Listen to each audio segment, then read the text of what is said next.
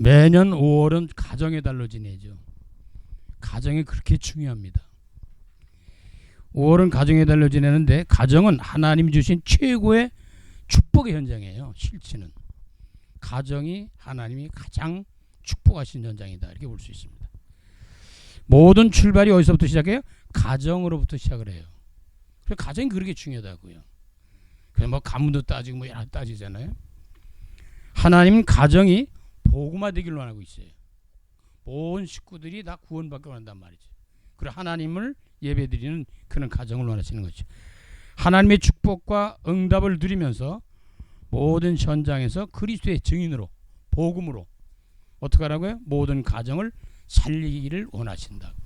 가정 복음화를 놓고 한 달 동안은 최선 기도 많이 하셔야 될 겁니다. 우리 가정만 아니라 모든 가정들이 복음화될 수 있도록. 그래서 오늘은 찬송가 559장 사철의 봄바람 불어 있고 가정의 달엔 주로 이 찬양을 많이 드리죠. 첫째로 작사와 작곡의 배경을 본다면 이 찬송은 평양 태생인 늘봄이라는 전용택 목사님이 작사를 하셨습니다. 그는 일본 동경 청산학원 문화부와 신학부를 졸업하고 26세 목사가 되셔서 목회 및 감리교 신학교 교수를 역임했습니다. 곡은 개편 찬송가에 1967년에 편찬시 감리회 대표위원이며 숙명여자대학교 학장이었던 구두회 교수가 작곡을 했어요. 구두회라는 분이 아주 유명한 분이죠. 그는 한국교회 음악협회 회장, 한국찬송가 공회 전문위원을 지내셨습니다. 우리 두 번째, 그러면 가사, 찬송가가 주는 가사는 어떤 메시지가 담겨 있을까? 1절을 봅니다. 사철의 봄바람 불어있고 하나님 아버지 모셨으니 믿음의 반석도 든든하다. 우리 집 즐거운 동산일세. 사철의 봄바람이라는 건 사철은 봄, 여름, 가을, 겨울을 말하는 거 아니에요? 그러니까 1년 365일을 의미하기도 합니다. 철이 바뀔 때마다 또 느낌도 다 다르고 그러잖아요. 그 사철에 봄바람이 불어오는 것처럼 봄바람이 일어나는 것이잖아요. 봄이라는 것도 소생하는 걸 의미하는 거네요. 뭐 희망을 말하고 뭔가 다시 다짐하고 뭐 행복을 느끼게 되고 평안도 느끼고 그러죠. 이 봄에 모든 생명체들이 소생을 합니다. 다시 태어나고 다시 자라고 막 그러죠. 이 소망과 희망을 의미할 수도 있습니다. 1년 365일 우리는 하나님의 은혜 속에서 평안도 기쁨도 소망도 행복도 누릴 수 있는 이런 것이 하나님이 우리에게 주어진 축복인데 이걸 잘 못 누리거든요. 사철에 봄바람 불어있고 하나님 아버지 모셨으니 이걸 진행되고 이렇게 되려면 하나님을 아버지로 모셔야 된다는 거예요. 하나님을 아버지로 모시는 길이 뭐예요? 구원받는 거죠. 구원받는 길이 뭐예요? 예수 그리스도를 믿는 거죠. 그러니까 우리 가정에 하나님을 모시는 것이죠. 우리 가정에 성삼위 하나님을 모시는 거란 말이에요. 그게 가장 행복할 수 있는 길이에요. 사람들은 그걸 잘 모르고 있고 그걸 못 누리는 거죠. 믿음의 반석도 든든하다. 하나님을 모시고 성삼위 하나님이 함께하는 것에는 우리의 믿음도 반석같이 든든하다는 거죠. 뭐 반석으로 말하면 그리스도 터전 위에 세워야 되는 거거든요. 가정이 복음화되고 가정이 그리스도화되고 가정이 정말 성삼위 하나님이 함께하는 가문이라면 하나님의 축복 응답을 제대로 누릴 수 있다는 거예요. 우리 집 즐거운 동산이라. 우리 집이 즐거운 동산이에요. 봄에 여름에 많은 계절이 이제 계절마다 우리가 동산에 올라오면 다 분위기가 다르지만 봄철이가 제일 소망이 있는 거예요. 온 몸도 다 회복이 되고 다시 재생되고 그렇게 하죠. 이제 치료도 되고 그러거든요. 그러니까 이 하나님을 사철 우리가 모시면 우리의 믿음도 반석 같아요. 흔들리지 않고 뭐예요? 우리 집 즐거운 동산이 돼. 웃음꽃이 핀다는 거예요. 정삼위 하나님을 참으로 모시고 누리면 웃음꽃이 핀다. 행복하다는 겁니다. 그럼 2절 보니까요. 어버이 우리를 고이시고 동기를 사랑에 뭉쳐 있고 동기들 기쁨과 서름도 같이 하니 한간의 초가도 천국이다. 이런 부모님들이 자녀들을 키우실 때 자기의 생명을 바쳐서 키우는 거거든요. 그러니까 부모님 주일날 때 잘 모시게 되고 이렇게 하고 있는데, 이 부모님들은 자기 몸을 다 내놓고 다 기진맥진할 때까지, 그때까지 자녀들을 돌보는 거예요. 아니 100세 잡순 연세 되신 분이 70, 80된 자녀들한테도 그렇게 정성을 타는 거예요.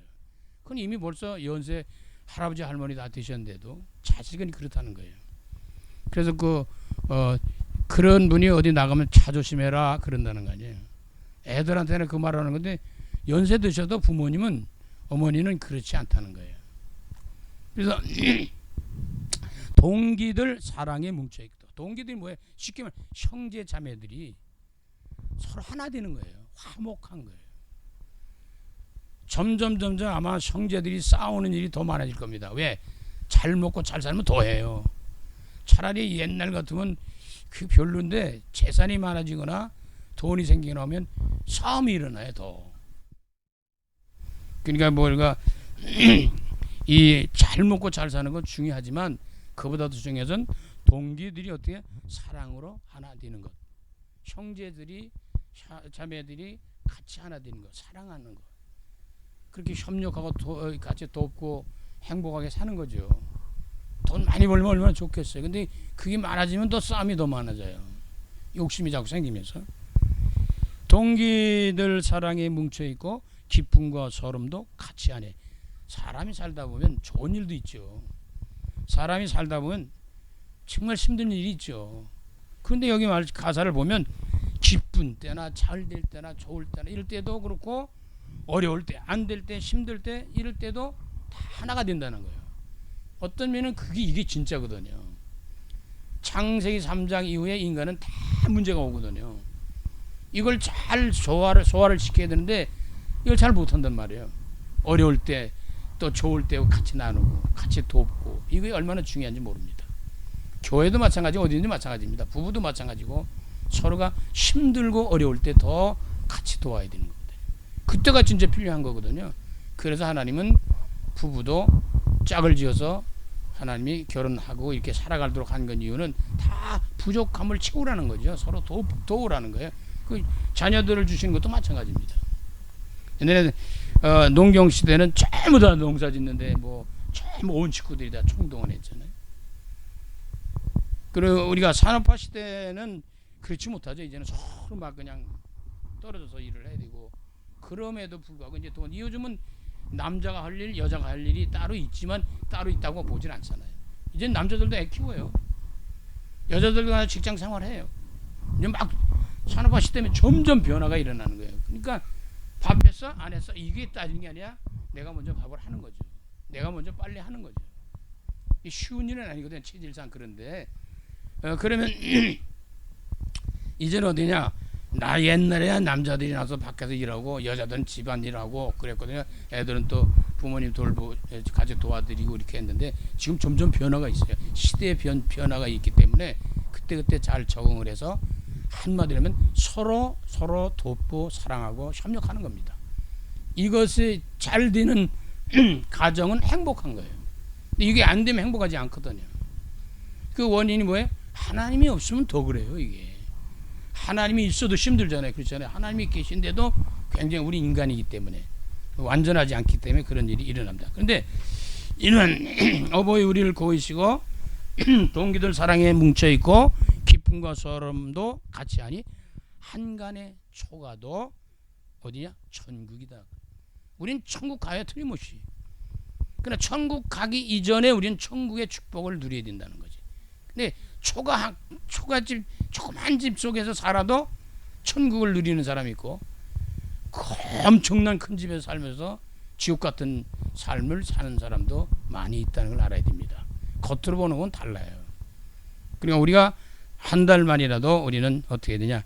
가정 복음을 놓고 기도해서 우리 가정이 하나님 안에서 행복하고 많은 사람들을 도울 수 있고 구원할 수 있는 전도자의 가문으로 세워가야 됩니다. 그러면 3절 보겠습니다. 아침과 저녁에 수고하여. 아침에도 저녁에도 수고하는 거. 하루 종일 수고. 이제는 뭐 360일 뭐 그냥 잠도 못 자고 그렇게 돈을 벌려 해도 벌 자리도 없다 그러지만 힘들거든요. 점점 옛날에는 혼자 벌어서 살았지만 이제는 혼자 뭐 안 돼요. 둘이 벌어야 되고 둘도 안 돼. 이제는 식구들이 다 벌어야 돼요. 시대가 그렇게 돼 버렸어요. 점점 이게 서구화식으로 우리가 개인화되고 자꾸 이렇게 변화되고 세상이 너무 바쁜데 지금은 정신 없어요.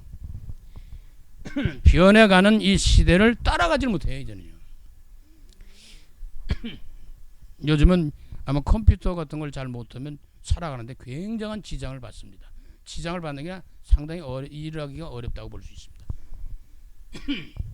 아침과 저녁에 수고하여 다 같이 일하는 온 식구. 각자가 하는 일이 다 달라요. 그렇지만 같이 열심히 뛰어야 돼요. 그리고 같이 도와주고 해야 되고 위로하고 힘을 주고 이렇게 해야 됩니다. 교회도 마찬가지입니다. 다 이렇게 힘을 합쳐질 때 거기서 굉장히 힘이 나오는 거지 혼자 되는 게 아니에요. 그러니까 한 상에 둘러서 먹고 마셔. 이거 참 옛날에 가사 쓴 건데 한 상에 둘러서 먹고 마시는 일이 그렇게 많아요? 이제는 아마 거의 없을 거예요. 한 상에 둘러 앉아가서 먹고 이렇게 한다는 것은 굉장히 축복이거든요. 근데 지금은 각자 먹고 나가야 되기 판이니까 뭐 어렵죠. 이건 마음이라도 그렇게 해야 됩니다. 그래서 한 상에 둘러서 먹고 마시고 우리가 그 영양가 많은 것도 먹어야 되지만 우리가 기쁨이라는 것, 행복이라는 것, 즐거움이라는 것 이런 속에서 식사하는 거고요. 짜증내며 식사하는 건 달라요.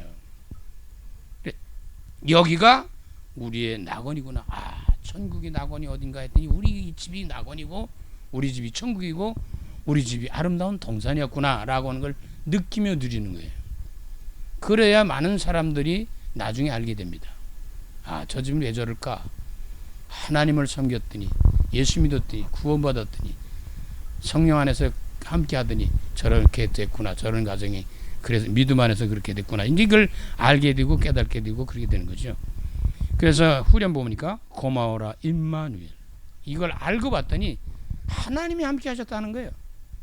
우리가 열심히 뛰고 노력하고 애쓰고 협력하고 막 이런 거 하지만 알고 봤더니 하나님이 함께 하셨다. 임마누엘 나와 함께 임마누엘 교회 온 성도들이 함께 성령 충만 세계 온 구원받은 백성들이 함께하는 겁니다. 고마워라 임마누엘. 그러니까 하나님 앞에 감사할 수밖에 없죠. 아마 한 달 동안 가정 복음화를 위해 기도해야 되지만 하나님 앞에 감사해야 될 겁니다. 감사가 회복돼야 됩니다.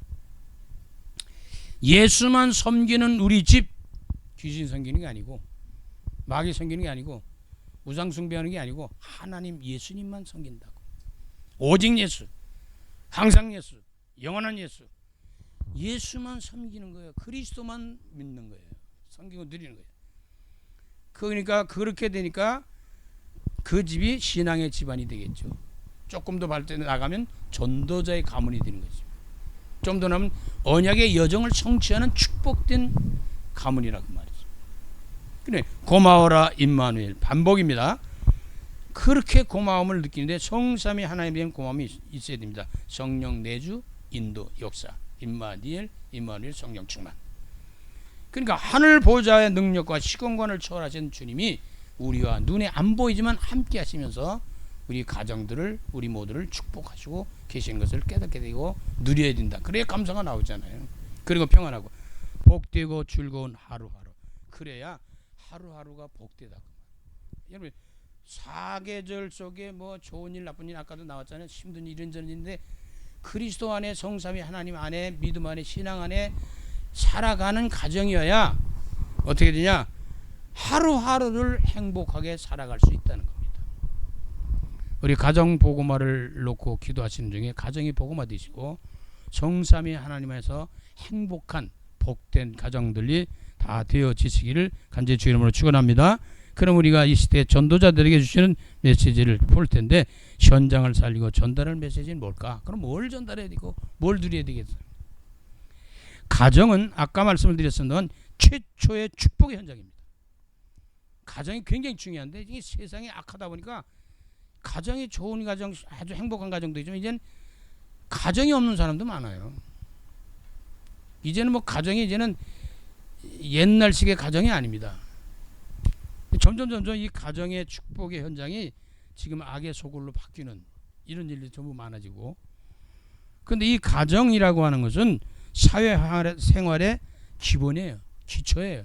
발판이에요. 가정에서부터 모든 걸 배워나가는 거거든요. 그러니까 가정이 행복하고 가정이 축복된 가정이 되면 밖에 나가서도 그걸 드러내게 돼 있어요. 나타나게 돼 있단 말이에요. 근데 가정이 불행하면 나가서도 불행해져요. 자꾸 그 영향이 있기 때문에. 그래서 하나님은 가정은 최초의 축복을 주시고자 하는 현장입니다. 그리고 사회생활이나 공동체 생활하는데 기본이 되고 발판이 되고 거기는 기초가 된다 그 말이에요. 그냥 가정복음은 그렇게 중요한 거예요. 그러면 가정이 건강해야 사회도 건강해져요. 가정이 아름다워야 사회도 아름다워지는 거예요. 그러니까 가정복음화라고 하는 것은 이건 돼도 되고 안 돼도가 아니라 이건 절대적인 거거든요. 무엇보다 기도 제목이 가정복음화를 놓고 기도해야 됩니다. 우리 힘으로 안 되잖아요. 하나님께서 또 하나님의 때와 시간표가 있거든요. 사람 뭐 마음대로 안 되니까 하나님이 다 때를 따라서 역사하시니까 실망하지 마 낙심하지 말고 주 예수를 믿으라 그러면 너와 네 집이 구원을 받으리라. 그럼 가정의 그 축복 속에는 가정의 구성원이 있어요. 아버지 어머니 뭐 아들 딸 뭐 등등 있잖아요. 뭐 물론 올라가 뭐 할아버지 할머니 다 계시고 뭐 등등 있는데 가정의 구성원들과 관계가 매우 중요합니다. 가정의 구성원이 굉장히 중요하잖아요. 어디 단체든 그 단체의 구성원들이 굉장히 중요한 거예요. 그러면 세계로 우리가 한번 살펴보는데 하나님과 가정의 관계입니다. 아까도 말씀드린 제일 중요한 게 우리의 가정에 무엇보다 중요한 게 뭐냐? 하나님 관계예요. 신앙 관계, 믿음의 관계란 말이에요.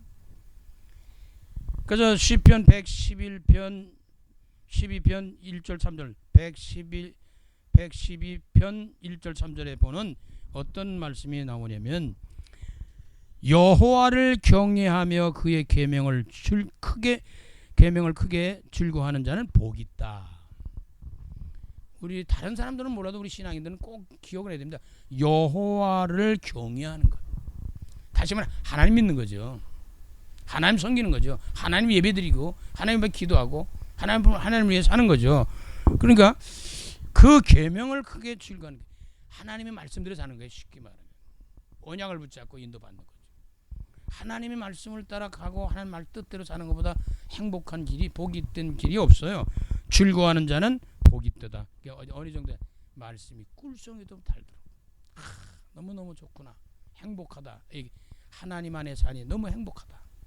이런 것들을 이제 누려야 되는데 그렇게 되면 뭐가 오냐? 부도 오고 재물도 오는데 영구히 서리라 그랬어. 하나님을 경외하는 가정들에게 하나님 약속입니다. 부도 주시고 재물도 주신다. 부나 재물이 같은 내용인데 여러 가지 또 다시 다른 해석할 수도 있지만 어쨌든 그게 영구히 되리라 그 말이에요. 우리 축복은 하나님부터 오는 거예요. 사람이 뭐 마웅다웅해서 오는 게 아닙니다. 물론 열심히 뛰면 나름대로 오지만 나중에 무너지는 게 문제거든요. 그러면 여호와를 경외하며 그의 계명을 크게 즐거워하는 자는 복이 있다. 부와 재물까지도 영구히 서게 하게 주겠다. 그 다음에요.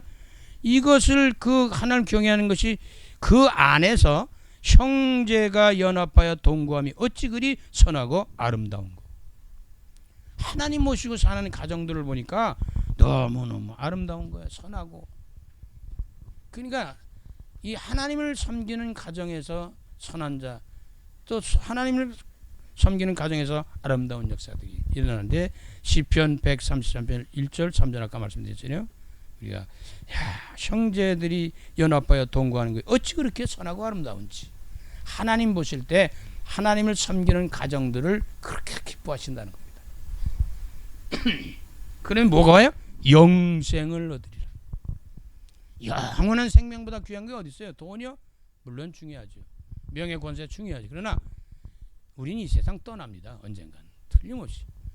나이를 자꾸 먹어가면요 가서 모이면 얘기는 아프다는 얘기 쳤지. 죽었어. 이런 얘기만 해. 그냥 갈 날만 자꾸 얘기를 하는 거예요. 아프다는 얘기만 하는 거예요.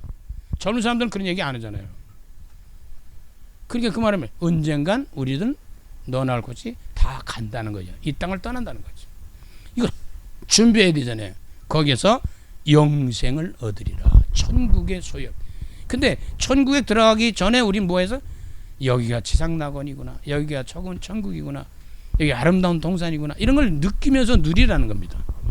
자, 그러면 이 가장 중요한 가정의 구성원들의 관계 속에 중요한 건 여호와 하나님과 함께하는 가정이 중요하다는 거예요. 두 번째는 뭐예요? 가정과 부부의 관계입니다. 결국은 가정이 어디서부터 시작해? 부부로부터 시작되는 거예요. 가정이 형성되고 발전되고 부흥되고 자꾸 번성하는 것은 가정과 부부의 관계인데 에베소 5장 22절 34절까지 보면 여기에 이제 그 간략하게 말씀을 드리고 마칠랜데요. 아내는 남편에게 복종하기를 그랬어요. 자, 이게 쉽지 않죠. 이 아내는 남편에게 복종하기를 그 말 속에는 뭐가 있냐면 24절에 보면 죽게 하듯 하라는 거예요. 그러면 이 아내들에게 그렇게 말씀하신다면 남편은 어떻게 하냐? 아내 사랑하기를 어떻게? 주께서 교회를 사랑하시고 자신을 주신 같이 하라. 남편은 아내를 사랑하는데 어떻게 돼? 예수님이 우리를 위해서 십자가에 우리 생명 주신 것처럼 그렇게 사랑하라는 거예요. 그 사랑이 없으면 이게 사랑이 안 되잖아요. 그래서 죽게 하듯 하고 주님이 당신의 생명을 주신 것처럼 그렇게 그런 마음 믿음을 가지면 그런 자세 가지면 이게 가능하다는 거예요. 남편도 존중하고 아내도 사랑할 수 있는 이런 일이 일어나는데 이게 잘 쉽지 않다는 거죠. 그래서 우리는 영적으로 구원부터 받고 성령 충만하고 은혜부터 받고 이래야 이게 회복이 되게 됩니다. 그래서 우리가 자기 자신과 같이 자기 자신의 몸과 같이 사랑하라는 거죠. 아내를 사랑할 때. 자, 그러면 이런 부부지간에도 잘 말씀 안에서 우리가 잘 자기를 컨트롤하고 자기를 이제 갱신하고 이렇게 바꿔가면서 이렇게 행복한 가정이 되도록 부부가 되도록 이렇게 해 나가야 되는 겁니다. 그러면 여기엔 또 부모님들이 계시니까 뭐가 누가 오겠어요? 자녀들이 있겠죠.